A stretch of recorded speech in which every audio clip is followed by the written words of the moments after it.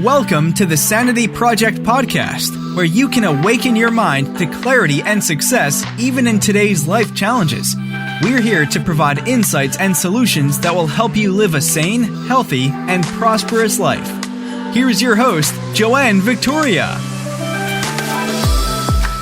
Hello, this is Joanne Victoria with another amazing episode of the Sanity Project podcast.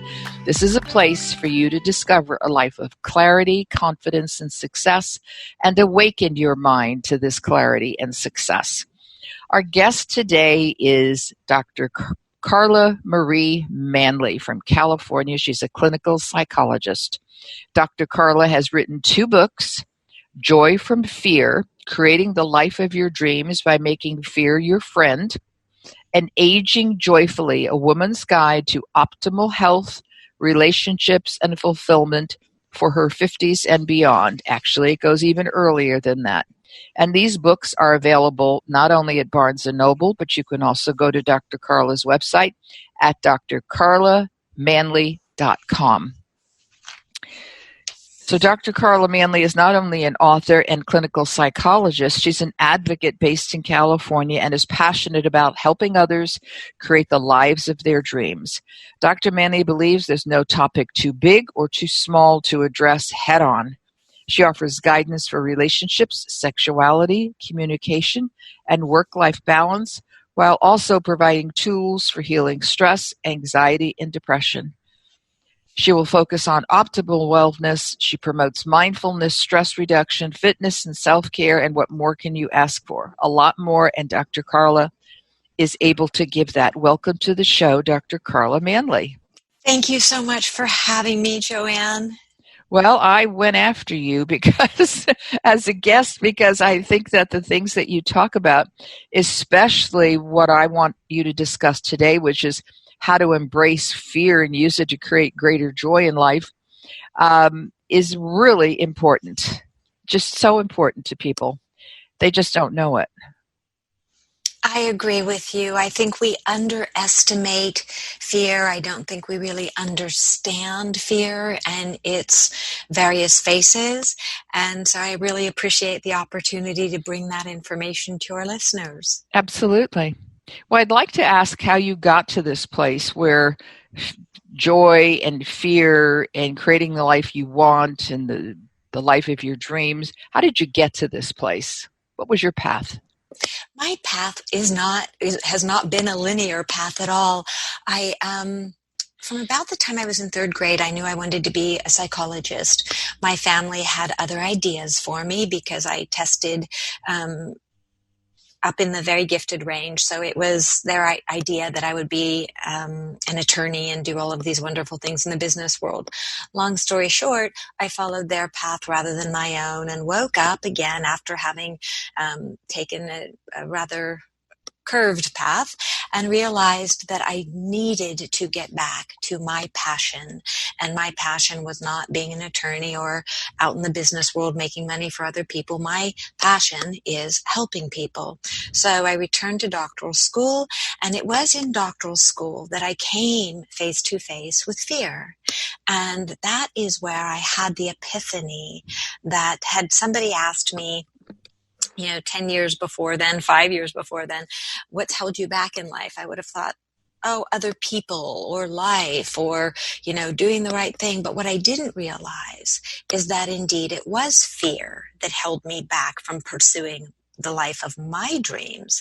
It was a fear of being rejected by family, of not being perfect, about not being good enough, not being the right wife or the best mom, yada, da, da, da. And so in doctoral school, I began researching fear, my own fear, and then realized that my concept, the concept of constructive fear and destructive fear, was something that was common for all of us. We just didn't have an awareness of it or names for it. And so then I developed 2 research tools. One was a quantitative tool about fear and the other qualitative. And I began investigating the themes in fear and what people tend to thrive in life, why they thrive, what is their relationship with fear, and what about the people who don't tend to thrive, the people like me who got held back for far too long. And so what I I discovered, Joanne, that is really can be heartwarming for listeners and for all of us, is that it's so easy for us to get stuck in what I call destructive fear. Fear of getting out of our discomfort. Fear of doing what we know in our gut is right, but other people might not support us. Fear of that which makes us anxious, and how common it is to have that. And then for those of us who get stuck in that place, as I did, then we live lives where we're anxious or depressed or stressed.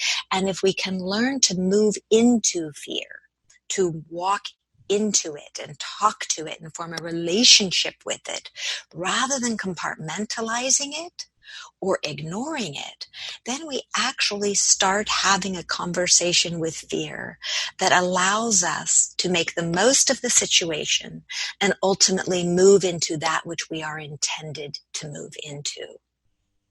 So that sounds like a stressful path in some parts.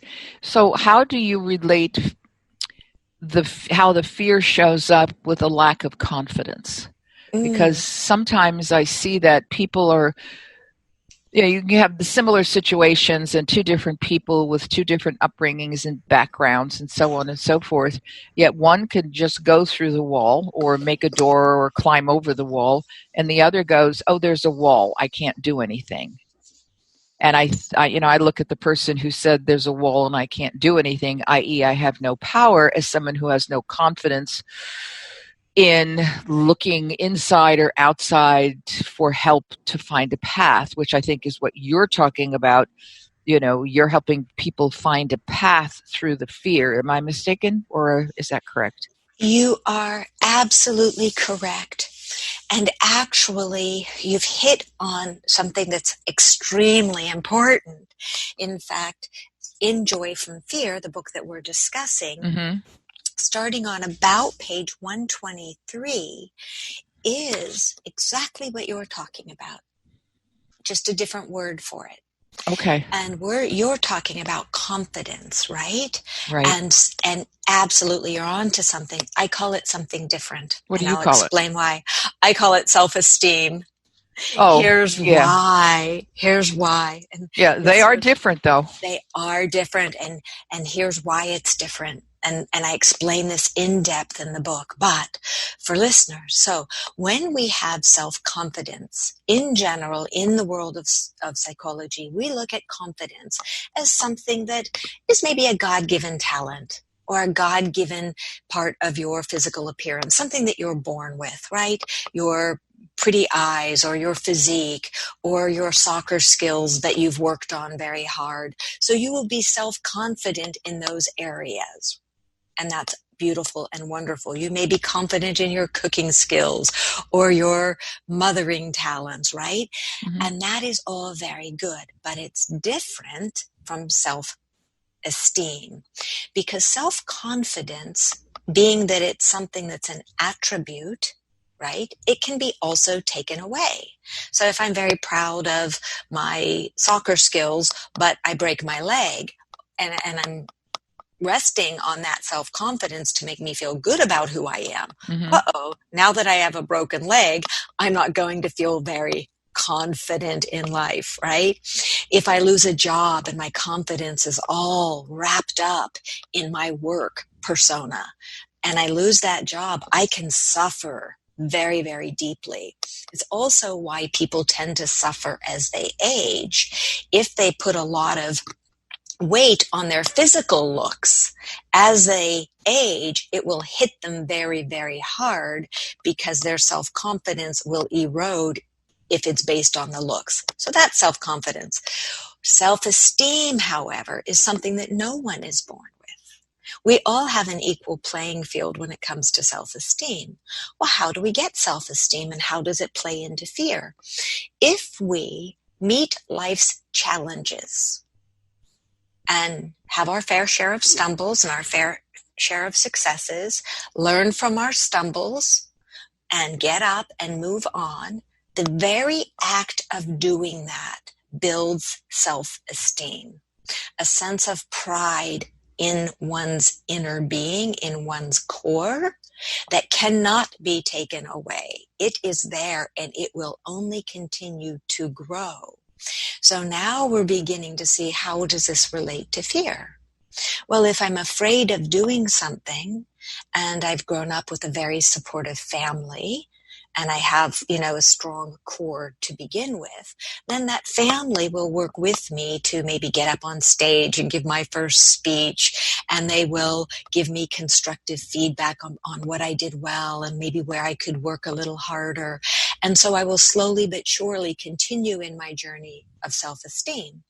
However, for the person who doesn't grow up in an environment where they're very well supported, or that maybe they're the subject of constant criticism or negativity, their journey into self-esteem may be much harder won, because then they have to learn how to use those stumbles to pick themselves up, give themselves the positive feedback, and persevere. So on that way, we're not necessarily all on the same playing field, but where we are on the same playing field is that once we learn the power of self-esteem and take it seriously, doing more of that which is in alignment with our moral compass, our code, that which is healthy for us, that will grow self-esteem. And by the same token, if we do less of that which we have come to see as destructive for us or for others, when we do less of that, it also builds self-esteem. And so how this relates to fear, of course, is that sometimes fear will say, oh, you shouldn't get up on that stage, or you shouldn't change jobs because who knows what's out there. But if you're able to say to yourself, wait a second, I'm doing the best foundational work I can on this. I'm going to make my plans, do the best I can, and I am strong. I can face whatever comes my way. Then you can move through the fear and into the next level of your own evolution. Does that make sense? It makes sense. There's something niggling at the back of my head. But anyway, I fit into your second part. I did not have support at home. So I stumbled and learned and stumbled and learned. And part of that took me 10 years before I wrote anything. People used to tell me, oh, you have to write, because I'm a good talker. And usually talkers are writers. And it took me 10 years and when it happened in an interesting way where somehow someone from a newspaper had heard of me and asked me to write an article within 48 hours about anything I wanted related to business, which I did, and which is still being published all over the universe. And it was like something broke, and I think I reached that point in my life where I was ready. I don't know how else to explain it, where I had gone through enough, because I also had gone through like several writing courses. I got nothing. I would sit there and it was like nothing is coming. I couldn't put pen to paper. And then this particular situation occurred where a stranger whose name I don't know, I can't recall anymore, and I became their Friday business columnist for quite a while. And it was interesting because I never thought I could do that. And as I say, I had no support. So I guess all of the stumbles accumulated enough that when I was ready, internally or externally or both, and somebody says, will you do this? It was the right time. I think timing has a lot to do with things. Timing has a lot to do with it. But to your credit, the timing could have been there. And you could have refused the opportunity because you were afraid. Correct. So the timing can be there, but we also have to be able to move forward. And that's where the self-esteem comes in and then says, I did this. I was successful. Correct. Yeah, the stars lined up, but I did this. Yes, someone opened the door, but I did this. Yeah, no one ever can never take that away. Absolutely. That is the power of self-esteem. No one can take it away. Yeah, I didn't break my leg, trying to try out for the Olympics or something. I didn't have that support, but it was where I got to a point in my life. I consider myself a late bloomer constantly, but whatever, I figure I bloomed and I'm still blooming. But no one can ever take that away because it wasn't given to me. I earned it. You did earn it, and that is the part. That is why I slow it down around self-esteem, because the terms are used interchangeably. Confidence and esteem, people, and they're such different concepts, and that is the core. Yes. Self-esteem is the core of who we are. And that is why, and I love saying it in this way as well, that is why you can meet someone who has the greatest hair and the greatest car and the greatest clothes and the most wonderful home and the most terrific career, and you meet them and they're not kind. They're not genuine. They're not authentic. Now, of course, some people who have all of that are, but you're like, wait, something's missing. Sure. What's missing is the self-esteem. Right. They may appear confident on the outside, but somebody with self-esteem is always genuine, authentic, present, and there as a human being, no matter what they do or do not have on the external world. Yes, the external world counts for less and less as time goes by. I hope more people see that and appreciate that, because you see people with it, and not everyone. I mean, when people are listening to this, remember, I may not be talking about you, whoever you are, Jane, Mary, Joe, Harry, but for the most part, people are the same across the board, in the sense that just because you are good looking, just because you have $1 or $3 in your pocket, doesn't mean you have self-esteem. It just means you've got good genetics. And, absolutely. and good grandparents who made lots of money to give to your parents, to give to you, or to help you in another way. But you didn't do this alone. It's the people who had to fight their own battles that's where the challenge is. And that's where the fear comes in. And that's what Dr. Manly is talking about now. Joy from that fear. When you create something yourself, how hopefully you will have more joy than someone who was handed it. 100% true. And that's why I love looking at it as, it doesn't matter. You can have tons of money. You can have no money. The beautiful part about self-esteem is that it is available for all of us. We can all go out and grab it. And as you beautifully point out, sometimes the people who are entitled, who were given everything, actually start from a lower place, because maybe they had helicopter parents who provided everything. Maybe they had people doing everything for them. Well, I was blessed in that maybe, there were many dysfunctional things about my family of origin, but one thing, my parents really taught us a strong work ethic. Absolutely. Very strong work ethic. Yes. And so that is part of the foundation of my self-esteem, yes. is that I could be put anywhere in any situation and most likely figure it out, because my hands and my heart and my brain, they're tools. So I know. And so for those of us who have cultivated really strong self-esteem through facing life's hardships, through making it through to the other side, then all of those people, and there are many of us out there, including you, Joanne, who can look and say, I did this. And that is where the core, that central piece of self-esteem comes from. And that's why, whether you're a movie star or you're, a janitor, the common thing right there in the middle, the common theme is, if you have worked hard to overcome whatever challenges life brings you, you have the opportunity to cultivate the most important part of life, which is strong self-esteem. Because from strong self-esteem comes joy, comes love, comes compassion, all of the things that are critical. Honesty, it all comes from strong self-esteem. Okay, people, I hope you're listening. We have more time, trust me, but I want it interspersed now. I usually do this at the end.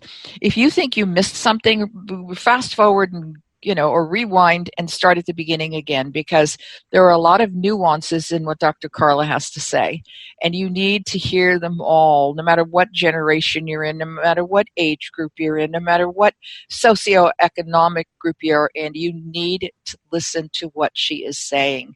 And if you find one grain of truth that relates to you, you must give it to other people in your lives, whether people you work with or your family or whatever, to listen to this podcast.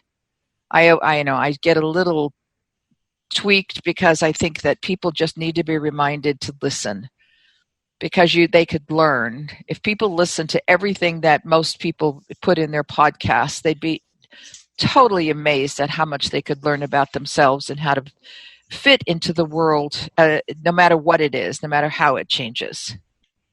And I agree with you. And I think it's so important. The reason I really emphasize this is so that people can slow down and learn to love themselves. And the secret to self-love is self-esteem. And the secret to then finding joy, which is why the book is called Joy from Fear, is when we learn to slow things down, when we learn to listen to the quiet inner voice, which is constructive fear. It's the quiet inner voice, not that loud, bombastic external voice that tells you that you are not good enough, or that you are too good, or that life is too busy. All of that loud voice, that's all destructive fear. But when we can slow things down and take the time to talk to ourselves, to really start listening, because you are a very brilliant person. If you slow it down, you will find your brilliance. You will find what is right for you. And when you do what is truly right for you, then you will find your joy. You will stop living a reactive, stress-filled life. You will become more in tune with that which makes you feel truly good, not in the moment, not in a glass of wine, not in buying 50 things off of Amazon. But you will find that the true joy is in really being able to sit with yourself, love yourself, forgive yourself when you make mistakes, yet correct it and move forward in a new way. On Dr. Carla's website, which I have right here again, Dr. Carla Manly, just as it sounds, .com. Dr. Carla has numerous blog posts, besides her books, numerous blog posts on many topics, especially the ones that she's talking about now, the ones that she writes about, which is Joy from Fear and Aging Joyfully, so far in her collection of books. If you were to give advice to somebody, the first thing to do, besides buying your book, to do right now, after they finish listening to this podcast, what would you tell them to do? What steps would you tell them to take so that they can live and learn about joy from fear? I think one of the first steps, which you covered in your opening statement after I kind of gave my initial download, you said, wow, that sounds like an awful lot. And so what I would say to listeners is, yes, getting to know yourself is an awful lot. It is. And you get to decide, am I worth it? Do I want to know who I am? Do I want to take advantage of my internal world as much as I take advantage and live in the external world? And if the answer is yes, then I say to you, no matter how old you are, maybe you're 15, maybe you're 30, maybe you're 50, maybe you're 90. But for as many years as you've been on the planet doing all of these things in your external world, how much time have you spent getting to know and give TLC to your internal world? Very few people have spent an hour a week in psychotherapy. Very few people have spent an hour a month in psychotherapy. And if you think about it, if you spent 1 hour a month in psychotherapy, just 1 hour a month, how long would that take you to give yourself just a day of therapy. It would take you 2 years to give yourself 1 day of therapy, 1 day of tender, loving care to really assess all that you've been through, where you're going, where you're headed, clearing up childhood trauma, resentments, whatever it is. And so I tell people, I believe you're worth it. I believe we are all worth it. I think we just don't prioritize true self-reflection and true self-care in the way of turning inward to find out that which works for you and that which doesn't. And many people will say, oh, but I'm too busy for that. And I think, wait, you're so busy making money and the money is getting you this and this and this, but you're unhappy inside. So why wouldn't you want to turn some of the energy into creating a happier inner self? So if you believe you want to be happier, more joyful inside, then the first thing I would say to do when you're done listening to this podcast is really come to terms as how important are you to you? And if you are important to you, then I say the first thing after that is whether you choose to purchase Joy from Fear, which has great worksheets within it. It allows you to do some serious self-work, very serious. But maybe you want to see a therapist. Maybe you want to join a support group. Maybe you want to create a support group. Maybe you want to use a book like Joy from Fear to create a group where you can work through it together. Maybe you even just want to go to my website and access under the heading that says Your Journey. There are free worksheets there to get you going on your journey. Free. Nothing that you need to do or buy, just free. And maybe when you get a taste of that, you can be part of the movement to create greater self-awareness in our world. There you go, people. You heard it from Dr. Carla Manly. You can go to her website, drcarlamanly.com. You can find her on Twitter, Facebook, LinkedIn, Insta, and YouTube.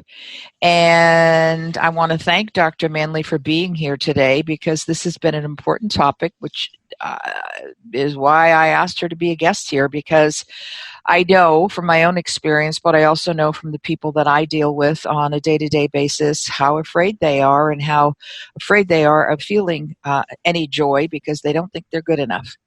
So you can go to drcarlamanly.com, and as I said before, please re-listen to this podcast. I don't want you to miss a word.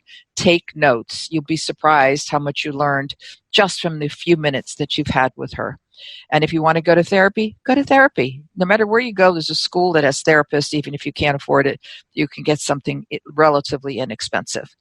And for those of you who want to go to my website at askjoannevictoria.com, you will find free books, the True Self Handbook, a guide to transform your life. You will find a free report on work-life harmony, the 5 steps to work-life harmony, or actually it's life-work harmony, and many other things, and a daily podcast, daily blogs that I post, as well as podcasts, including Dr. Manly's when they get set up. So everybody have a great day. I'm glad you were all here to listen and to what Dr. Manly had to say, and I'm grateful that she's here. Thanks, and everybody have a great day. Bye-bye. I hope you enjoyed this episode of the Sanity Project podcast. Please go to AskJoanneVictoria.com to listen to more podcasts. Check out Joanne's coaching programs and get a free copy of her report, 5 Steps to Achieve Life-Work Harmony. That's AskJoanneVictoria.com. Take care, and thanks for being here.